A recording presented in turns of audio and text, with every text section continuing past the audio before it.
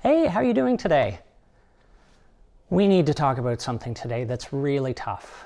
You sometimes run across social media posts, articles in the media, and YouTube videos saying that Canada is broken. It's depressing. Listening about how awful everything seems to be, the average person is likely left wondering why there's any point to living in Canada. But then the color in life starts to come back, and I think, wait a second, there are stories, it seems, every other week that suggest Canada ranks high in all kinds of meaningful things. How can there be such a huge difference? A few prominent individuals rarely saying anything positive about Canada, and these internationally accepted indicators showing that this country is at least moderately awesome. In this video, you'll see some pretty cool ways to look at different methods of objectively measuring how Canada is doing, like using this nifty tool that shows Canada is in fact not even close to being broken. And we'll see if there are other broadly accepted indicators that show where we need to put in more effort to continue being the country that most of us love. You don't have to look very hard to find Canada high up on lists, like the happiest countries in the world. Canada's a solid 13th. Or the freest countries. We're 13th on that list too. How about the most expensive countries? 23rd on that one. We're 6th in passport ratings. GDP growth between 2000 and 2020, we're 9th for that one ranking ahead of the US. Or how about inflation? Hang on, gotta scroll down a ways to find Canada. Boy, some of these other countries have big issues with inflation. Oh, here we are, 3.4% when this was recorded. How about unemployment? Right now, at the start of 2024, it sits at 5.8%, but I thought it was useful to show this graph from 2019. Job creation is another interesting one to look at, this one from 2019 as well. This exercise is prone to manipulation though. I didn't mention hopefulness, where we're not looking so great. And the Fraser Institute published a report in 2021 looking at the economic performance of prime ministers since 1986, and as I would expect from a Fraser Institute report, it paints Canada's current Prime Minister in a really poor light. If you look hard enough, there's a statistic you'll be able to find that fits the story you want people to hear.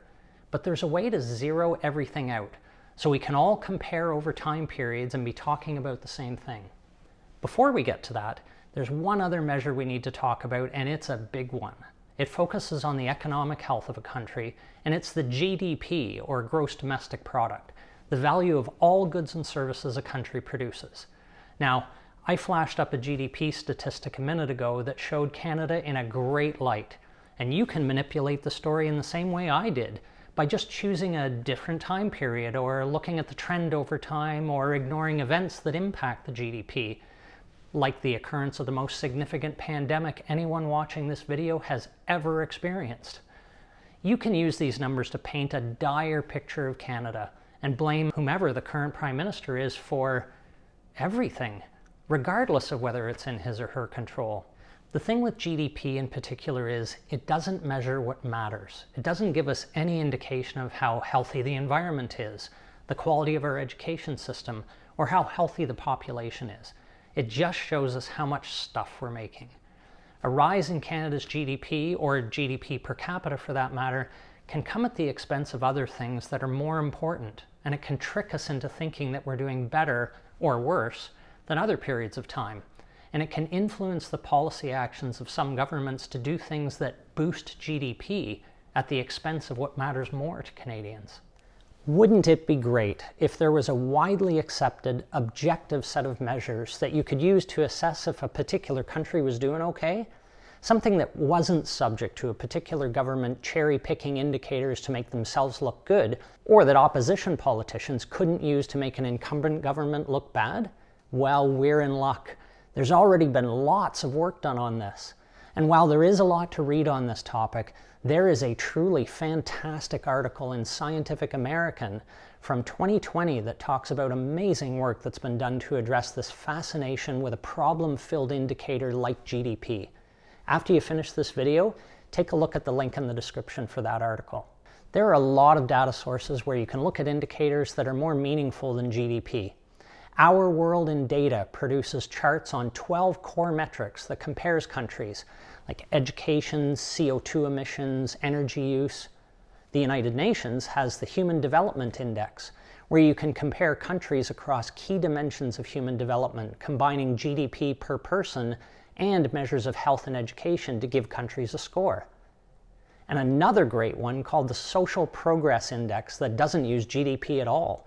It tracks 52 indicators to give a non-economic indicator of global social performance. And the 2024 version of the index just came out. Canada's rank in this index has actually dropped 5 spots since 2011, and we're now number 15 in the world. As an example of how this data paints a different, and I think better story, look at the United States. The US is the wealthiest of the G7 countries, but the Social Progress Index score is the lowest in that group. Since 2016, the US score has been going down, even though its economy is growing the fastest of the G7. So if you just focus on GDP, then you'd think the US was doing amazing, but when you look at indicators that matter more, you wouldn't draw that same conclusion. There's also the Canadian Index of Well-Being run out of the University of Waterloo that's doing some Canadian-specific indicator work, and Statistics Canada has data on selected indicators of quality of life as well. The last one I want to talk about is actually my personal favorite, the OECD Better Life Index. This index is based on 11 topics that the OECD identified as essential to a high quality of life. Their interactive website is crazy good and allows you to change the sliders on each of the indicators depending on how important they are to you personally. And that's reflected in the rank of the country, which changes as you change the sliders. It really is a wonderfully visual tool to focus on the things that matter. In that Scientific American article I raved about a couple of minutes ago, the author talks about a great idea. Canadians, as well as citizens of other countries, could decide together what indicators are the most important to them and establish those as the ones that the country uses to measure progress or failure across time. These indicators could be tweaked from time to time depending on changing priorities for society, but all in all, it would provide a set of metrics that would be less prone to twisting by political interests. So, is Canada broken? Come on, not even close. I am not saying our country is perfect. There are really big, complicated problems we need to work together on. But the solution shouldn't be to make things easier for people who don't need help and harder for people who do. What am I talking about? Well, tax cuts for one thing. You can hear more about how tax cuts hurt the most vulnerable in this next video.